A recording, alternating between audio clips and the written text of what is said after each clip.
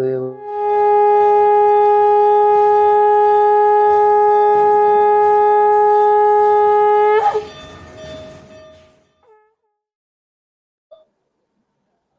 वसुदेव सुतं देवं कंसचाणूरमर्दनं देवकी परमानंदम कृष्णं वंदे जगद्गुरुं। जगद्गुरु का स्मरण करते हुए मैं डॉक्टर शैलेंद्र कुमार आप सभी सुधी श्रोता, विद्वान दर्शक, धर्मावलंबी, धर्मध्वजवाहक, सनातन प्रेमी सबका अभिनंदन स्वागत करते हैं आपके प्रिय धर्म मीमांसा चैनल पर।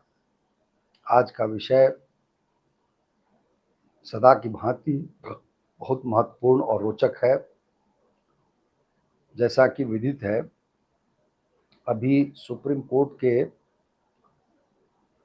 9 जजों की एक पीठ है जो इस बात पर सुनवाई कर रही है कि केरल स्थित जो सबरीमला का मंदिर है, महाराज अयप्पा स्वामी जी का, उस मंदिर में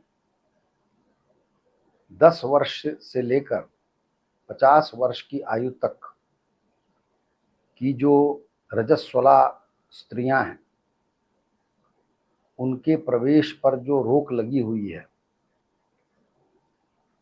वो रोक असंवैधानिक है, अवैध है, क्या है, इस पर सुनवाई चल रही है।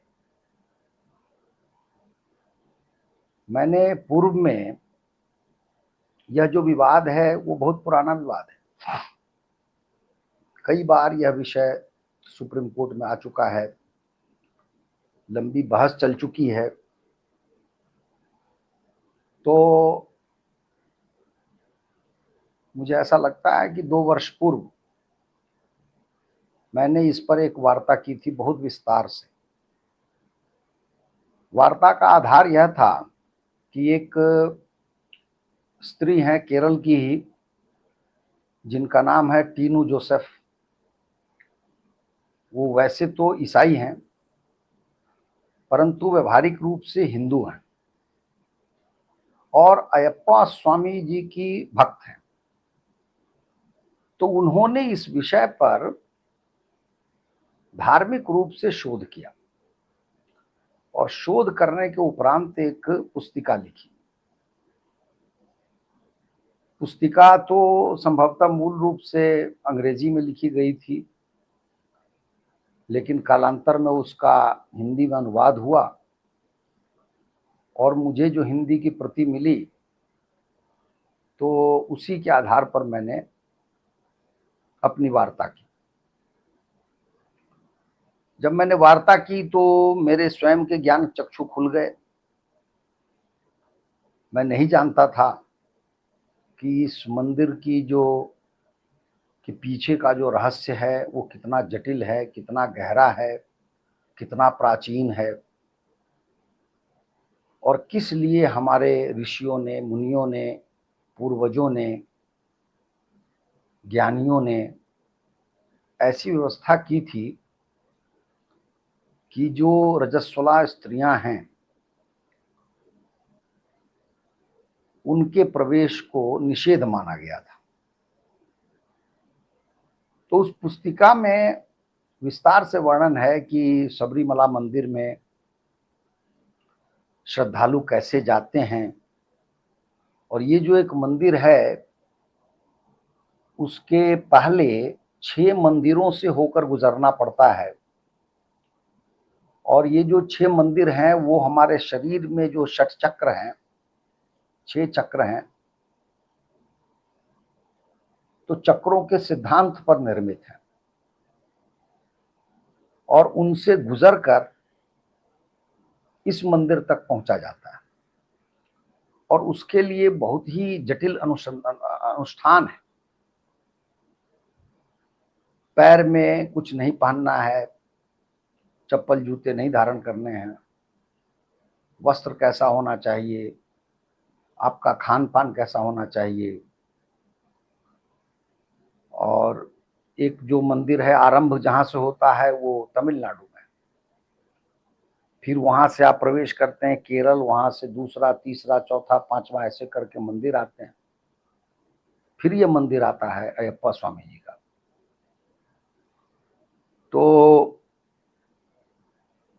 जिन दर्शकों को, श्रोताओं को अयप्पा स्वामी जी के मंदिर में या क्यों रजस्वला नारियों को के प्रवेश पर रोक लगाई गई है, इस विषय को विस्तार से जानना हो, देखना हो, समझना हो, तो आप मेरी वार्ता सुन सकते हैं। ये इसमें जो कमेंट सेक्शन है उसमें उसका लिंक आपको मिल जाएगा।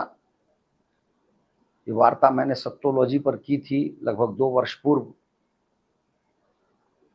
और तब भी दर्शकों ने बड़ा सराहा था उसको, और बहुत रुचिकर पाया था इस वार्ता को।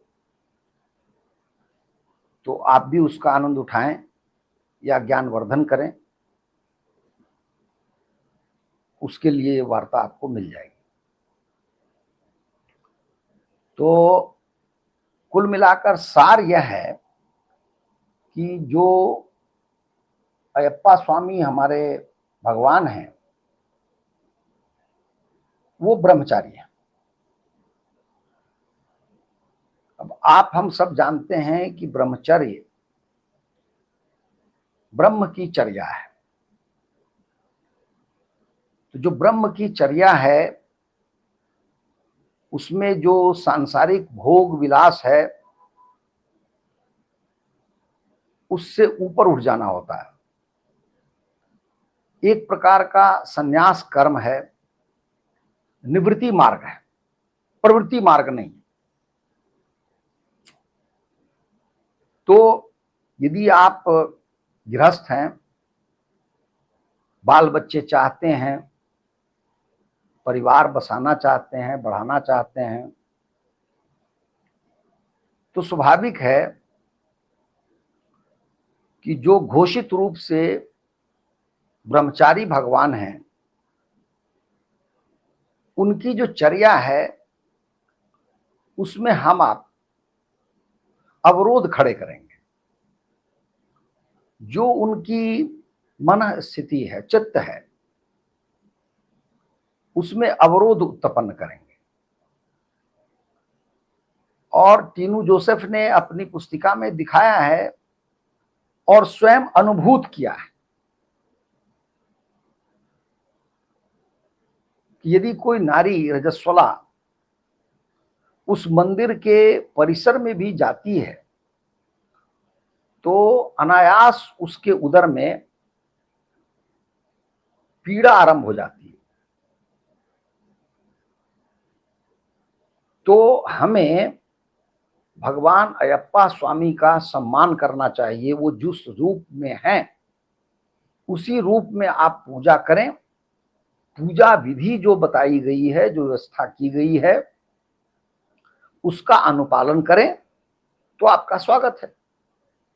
और यही चीज शताब्दियों से होती आ रही। लेकिन जैसा कि आप जानते हैं हमारे देश में जो ईसाई मिशनरी आए तो मिशनरियों के सामने समस्या यह थी कि हिंदुओं को कैसे ईसाई बनाया जाए। तो उन्होंने हिंदू धर्म में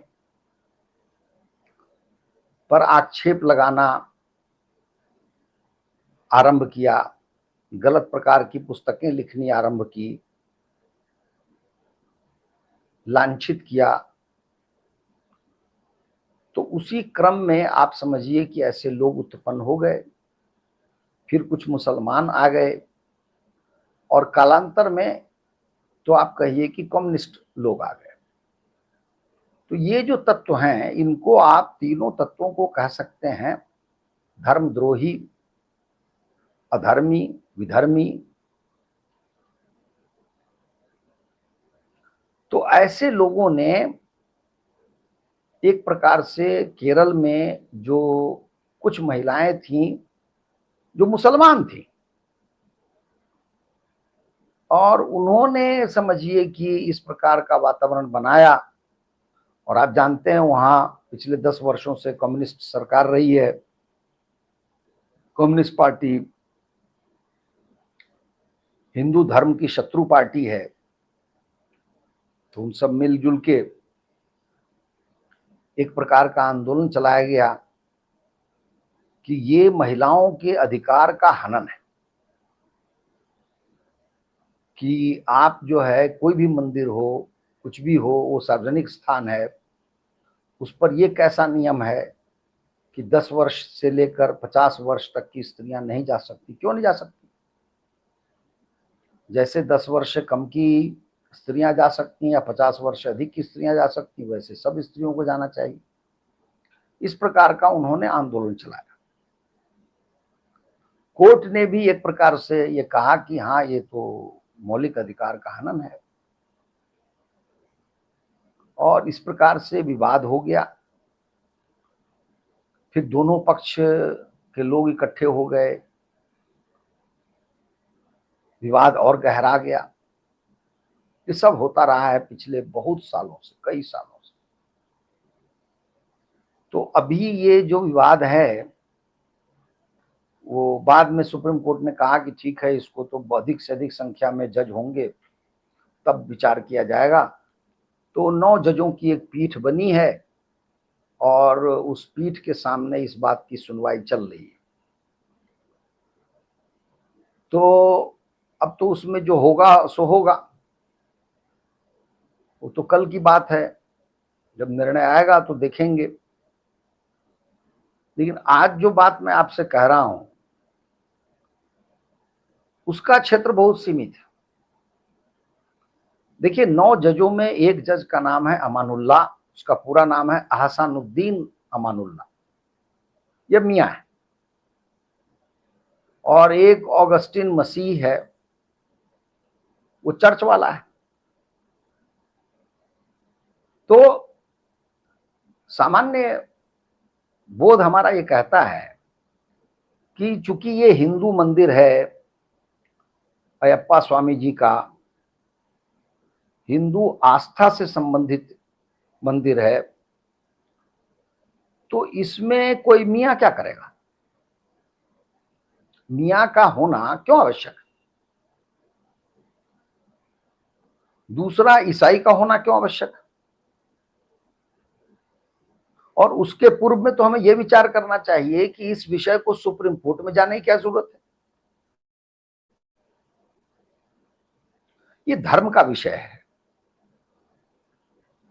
धर्म का विषय है तो हमारे जो बड़े बड़े ज्ञानी हैं, संत हैं, सन्यासी हैं, शंकराचार्य हैं, उनसे पूछा जाए कि ये क्यों आरंभ हुआ, इसके पीछे का कारण क्या है, इससे क्या लाभ है, क्या हानि है। नाना प्रकार के प्रश्न आप कर सकते हैं और उनके यथोचित उत्तर भी आपको मिल जाएंगे। लेकिन कोई जज क्या करेगा? जज जो है LLM LLB किया हुआ आदमी है, जो ईसाइयों के बने हुए कानून का अध्ययन करता है, उसको क्या मालूम है कि मंदिर होता क्या है? मंदिर के विषय में हमारा ज्ञान अत्यंत सीमित, संकुचित है।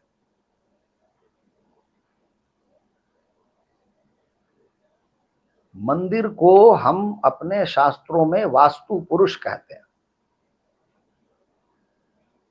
और वह एक जीता जागता प्राण के साथ ईश्वर का निवास स्थान है। मंदिर पर अनेक पुस्तकें हैं। सौभाग्य से मुझे एक पुस्तक, जिसको पुस्तक क्या कहें, अच्छा खासा मोटा ग्रंथ है, केरल का ही एक मंदिर है गुरुवायूर। इसमें गुरु हैं अर्थात बृहस्पति, वायु हैं, वायु जानते हैं, दोनों को मिलाकर गुरुवायूर बना है। तो गुरुवायूर मंदिर की जो निर्माण प्रक्रिया है, उसका निर्माण हुआ है, उस पर मुझे संयोग से एक ग्रंथ पढ़ने का अवसर मिला। ग्रंथ बहुत मोटा सा ग्रंथ। उसमें भी मंदिर को वास्तु पुरुष कहा गया। जैसा एक पुरुष होता है उसी का वास्तु रूप एक मंदिर है। इसी प्रकार से एक मंदिर है तंजावुर में, तमिलनाडु में, उसका नाम है बृहदीश्वर,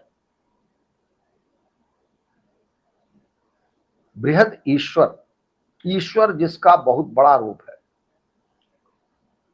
उस संभवतः इतना विशाल शिवलिंग है भगवान शंकर का कि यदि वो मंदिर निर्माण हो जाता तो उसके द्वार से उस शिवलिंग का प्रवेश असंभव होता।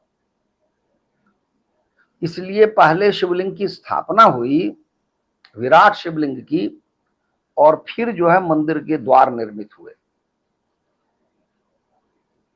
और उसके शिखर पर, मंदिर के शिखर पर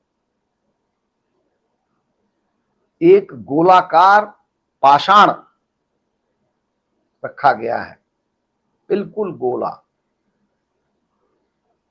उसको रखने का एक बड़ा इतिहास है, लंबा चौड़ा, कि इतनी ऊंचाई पर इतना भारी गोला जिसका वजन टनों में है, कैसे रखा जाएगा।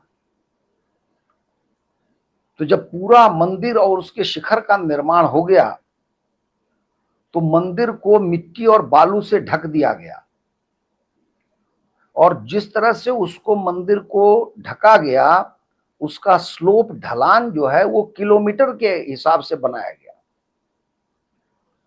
और फिर 4 हाथी 4 दिशाओं से आ रहे थे और उन्होंने उस गोले को शिखर पर स्थापित किया। यह है उसकी निर्माण प्रक्रिया। तो अब हम क्या करते हैं कि मंदिर में, मंदिर का जो निर्माण है उसकी एक विधि है, शास्त्र है। शास्त्र सम्मत तरीके से ही मंदिर का निर्माण होता है। फिर उस मंदिर में गर्भगृह होता है, और जिस गर्भगृह में देवता की मूर्ति स्थापित होती है। मूर्ति की स्थापना करने के बाद उस मूर्ति की प्राण प्रतिष्ठा होती है, अर्थात हम उस मूर्ति में प्राण फूंकते हैं। अर्थात वो जो देवता है वो जीवंत है, जीवित है, और इस रूप में मंदिर को का पूरा निर्माण होता है। जो मंदिर पहले बनाए गए थे या आज भी बनते हैं, भगवान राम का मंदिर उसी प्रक्रिया से बना है। तो ये बहुत गहन शास्त्र है। और उसके बाद वो मंदिर अपना अपेक्षित प्रभाव छोड़ता है। आप कभी मंदिर में प्रवेश करके एक एक चीज पर ध्यान दें। जो मंदिर में घंटी होती है उसको आप बजाते हैं तो कैसी ध्वनि निकलती है, कैसी तरंग निकलती है, उसका क्या आप पर प्रभाव पड़ता है। मंदिर में शंख बजाते हैं तो शंख ध्वनि का आप पर क्या प्रभाव पड़ता है। देवता के सामने आप होते हैं तो आप पर क्या प्रभाव पड़ता है। ये जिन लोगों ने अनुभूत किया है वो इस बात को जानते हैं, और यदि आप न भी जानते हो तो प्रयास कर सकते हैं, कोई बड़ी बात नहीं। तो इस रूप में मंदिर जिसको हम कहते हैं, उस संसार में किसी भी संप्रदाय, समुदाय या पंथ या मजहब या रिलीजन, जो भी कह लीजिए, उसमें ऐसा विचार नहीं है। उसमें ऐसा विचार ही नहीं है। जैसे मस्जिद को लें तो मस्जिद में कुछ भी वैसा जीवंत नहीं है, न कुछ भी पवित्र है, क्योंकि आप खुले में भी नमाज पढ़ सकते हैं।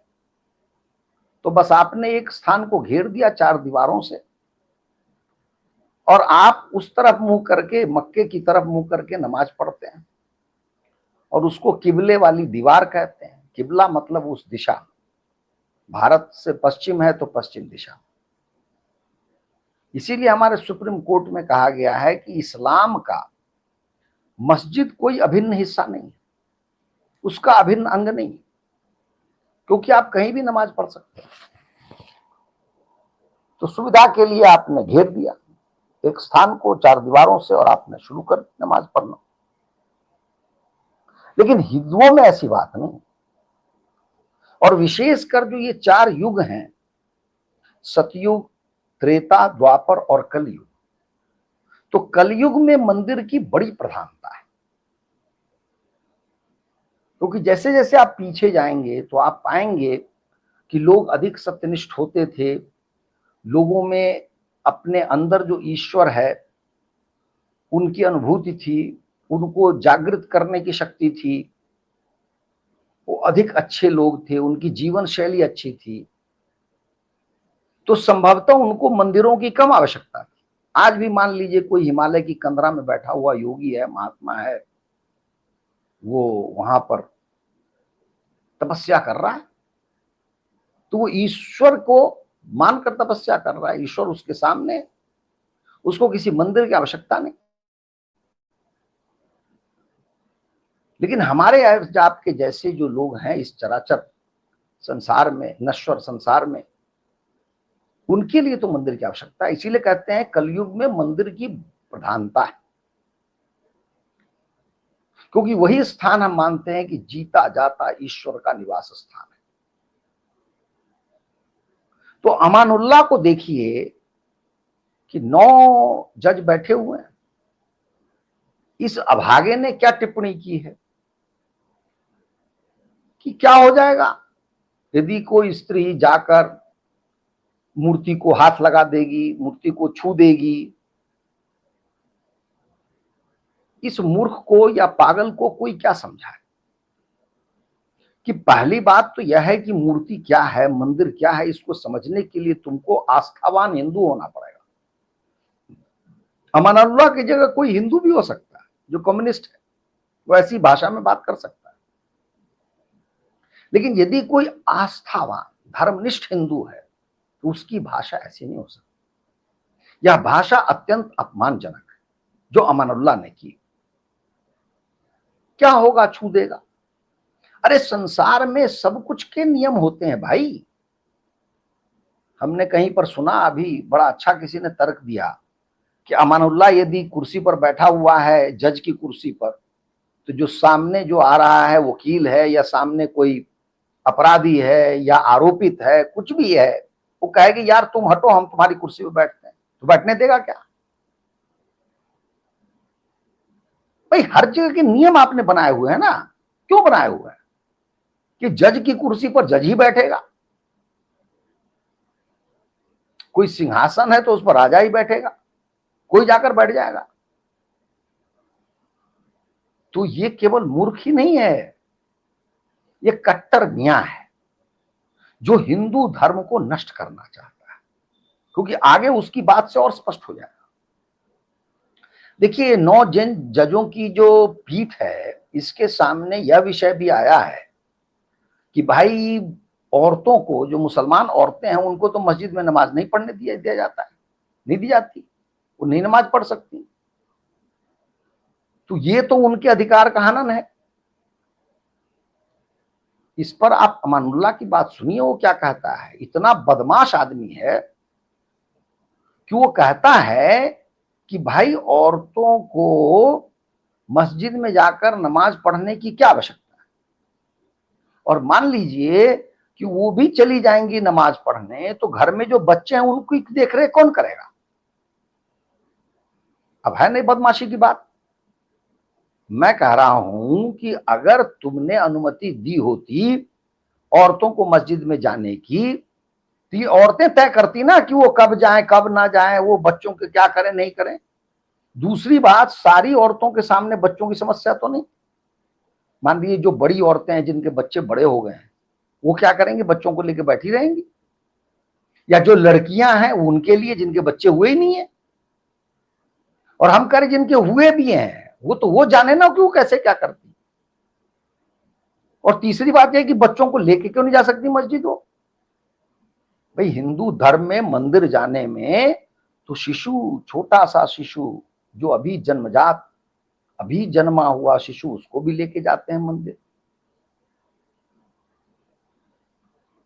तो देखिए इस्लाम जो है वो केवल पुरुषों के लिए ही है, वहां पर औरतों को किसी प्रकार का कोई अधिकार नहीं है। जहां सीधी सी बात है, जब इस्लाम कहता है कि उसकी अकल आधी है, उसका दिमाग आधा है, तो इससे आप समझ लीजिए फिर संपत्ति में वैसे ही आधा हिस्सा उसको मिलता है।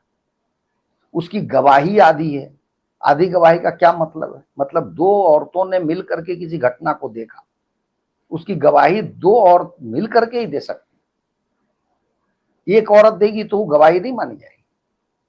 इसीलिए इस्लामी दुनिया में यदि किसी औरत का रेप हुआ है, बलात्कार हुआ है, तो सामान्यतः वो जो बलात्कारी वो दंडित नहीं होता, क्योंकि दो औरतें होनी चाहिए।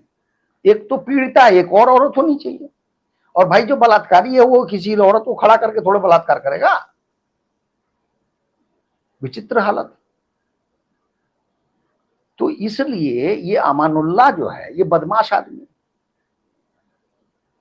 ये बदमाश आदमी है, ये हिंदू धर्म को नष्ट करने के लिए इस तरह के काम कर रहा है। और हम इससे क्या अपेक्षा करें कि सबरीमला पर वो क्या करेगा, जिसका विचार ही इतना घिनौना है, जो स्वयं हिंदू द्रोही है।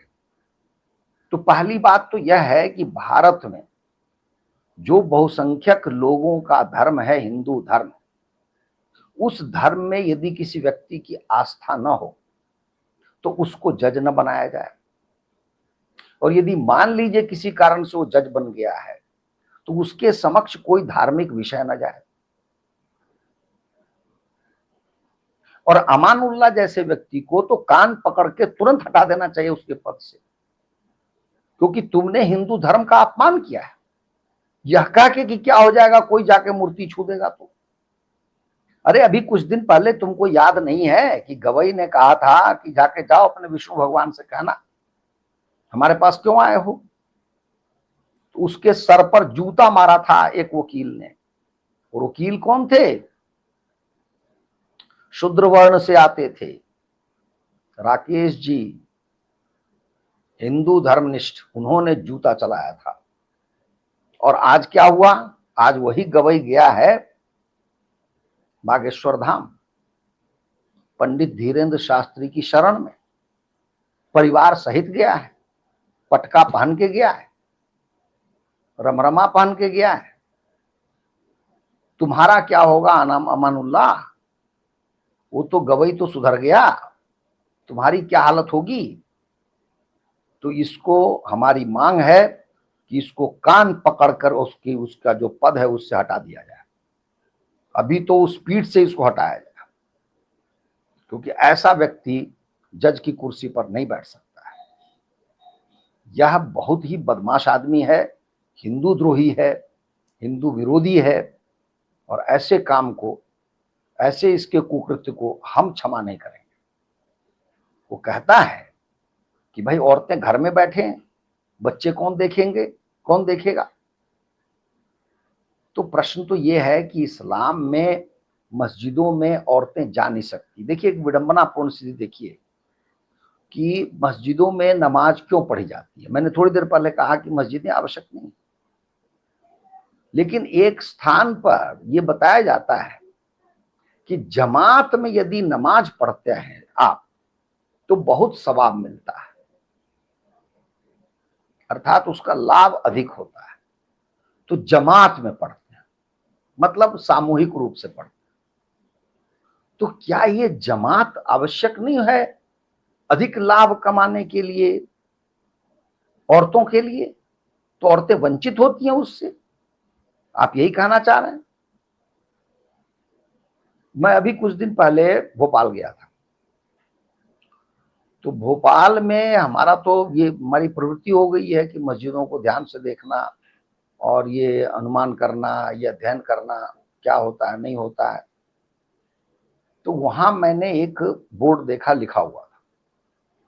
उस पर क्या लिखा हुआ था कि यहाँ औरतों के नमाज पढ़ने की विशेष व्यवस्था की गई है, ऐसा लिखा हुआ। और ये जो मैं स्थान बता रहा हूं, ये भोपाल का पुराना हिस्सा है जहां मुसलमान बड़ी संख्या में रहते हैं। घना बाजार है, जो लोग भोपाल से परिचित होंगे उनको पता होगा। तो आप मुझे बताइए, ये लिखने की क्या आवश्यकता है? और मैं आपको बताता हूं कि होता क्या है। मैंने इसको प्रत्यक्ष अपनी आंखों से, जो श्रीनगर में एक मस्जिद है, वो जो क्या नाम है उसका, जहां कहते हैं कि मोहम्मद के बाल रखे हुए हैं, तो उस मस्जिद में मैं गया था, जहां अभी हाल में बहुत बड़ा बवाल हुआ है। एक पत्थर के प्लाक पर कुछ लिखा हुआ था जिसको तोड़ फोड़ दिया गया। तो हजरत बल मतलब हजरत का बाल है वहां। तो वहां गया तो मैंने देखा चारों ओर मस्जिद के, मैं घूम रहा था, नमाज पढ़ने का समय था। तो जो पुरुष थे वो नमाज पढ़ने जा रहे थे, पढ़े जा रहे थे, वो बैठे हुए थे। फिर जब मैं उसके चारों ओर चक्कर लगा रहा था, तो मस्जिद के पीछे के हिस्से में मैंने देखा कि औरतें बैठी, और उस पर जगह जगह ये लिखा हुआ है कि इसके आगे औरतें नहीं जा सकती, इसके इधर औरतें नहीं जा सकती। अर्थात व्यवस्था ऐसी है कि जो पुरुष नमाज पढ़ रहे हैं उनके साथ तो छोड़िए, उनके आसपास भी कहीं औरतें नहीं दिखेंगी आप। मतलब मस्जिद का हिस्सा है, उसका समझिए पीछे का हिस्सा, जिसका द्वार अलग है, प्रवेश अलग है, निकास अलग है, उससे कोई लेना देना नहीं है, उधर औरतें बैठी हुई। तो ऐसा बताते हैं आपको, जो एक्स मुस्लिम के चैनल पर लोग बताते हैं कि ऐसा कहीं वर्णन है कि यदि कोई जो मुसलमान मर्द है वो नमाज पढ़ रहा है, तो उसके आगे से कुत्ता सुअर गुजर जाए या औरत गुजर जाए तो उसकी जो नमाज है ना, वो खराब हो जाती है। तो आप समझिए कुत्ते का दर्जा दिया हुआ है वहां की औरतों को। हम और आप हिंदू धर्म में ऐसी कल्पना कर सकते हैं क्या? हमारे यहाँ पुरुष और स्त्री साथ साथ मंदिर में पूजा के लिए जाते हैं, हवन के लिए जाते हैं, यज्ञ के लिए जाते हैं, और यदि बच्चा है तो वो शिशु भी होता है। यहाँ देखिए बच्चे नहीं होते, यहाँ देखिए औरतें नहीं होती। तो इसीलिए सूरज विद्याधर सूरज प्रसाद नेपाल जी जो थे, जिनको नोबेल पुरस्कार मिला था, उन्होंने बड़े अनुभव के बाद इस बात को लिखा कि जो नमाज है इस्लाम में, वो एक मिलिट्री एक्सरसाइज है, क्योंकि उसमें केवल मर्द होते हैं, मुसलमान मर्द होते हैं, पुरुष नहीं, मर्द उनको कहते हैं। और वो उठक बैठक करते हैं जैसे मिलिट्री वाले करते हैं, exercise, military exercise, Allahu Akbar बोलते हैं। तो ये मिलिट्री एक्सरसाइज है, स्वाभाविक है, इसमें औरतों का क्या काम है? लेकिन इस अभागे को देखिए, अमानुल्लाह को, इसको लज्जा आनी चाहिए कि कैसी व्यवस्था है, ये कैसा मियाँ है, इसका मजहब कैसा है। लेकिन ये उल्टा निर्लज्ज की तरह बोलता है, कहता है औरतें यदि नमाज पढ़ने जाएंगी तो बच्चे को कौन देखेगा? अरे बुद्धिहीन मूर्ख, जिनके बच्चे बड़े हो गए या जिनके बच्चे नहीं है, वो उनके लिए तुम क्या कहते? तो इसमें तो एक धारणा ये भी है ना कि मुसलमान औरतें जीवन भर बच्चे ही पैदा करती हैं, बच्चे ही पालेंगी, और उनका कोई काम ही नहीं। उसकी बात से तो ये भी स्पष्ट हो रहा है ना। तो ऐसे नराधम को, ऐसे व्यक्ति को जज के पद से हटा दिया जाना चाहिए, क्योंकि ये आगे सबरीमला मामले में पता नहीं क्या क्या बोलेगा और क्या क्या करेगा। वैसे ही अभी हम लंबी यात्रा पर हैं, अभी हिंदू राष्ट्र बनना है, उसके नियम बनने हैं। लेकिन अभी जहां हम हैं वहां पर तो हमको इतना करना पड़ेगा कि इस प्रकार के व्यक्ति को धार्मिक विषयों में जज रहने का कोई अधिकार नहीं, इसको हटा दिया जाना चाहिए। तो मैं यहीं पर रुकता हूं, अपनी वाणी को विराम देता हूं। आशा करता हूं कि ये जो आज की वार्ता है आपको प्रासंगिक और महत्वपूर्ण लगेगी। और आज हमें खेद है कि आज जो लाइव होना है वो किसी कारणवश लाइव नहीं हो पा रहा है। कल से फिर नियमित रूप से होगा, तो इसलिए आज की वार्ता यही है। आपसे फिर विदा लेते हैं, किसी अन्य विषय पर आपके सम्मुख उपस्थित होंगे। तब तक के लिए जय जय श्री राम।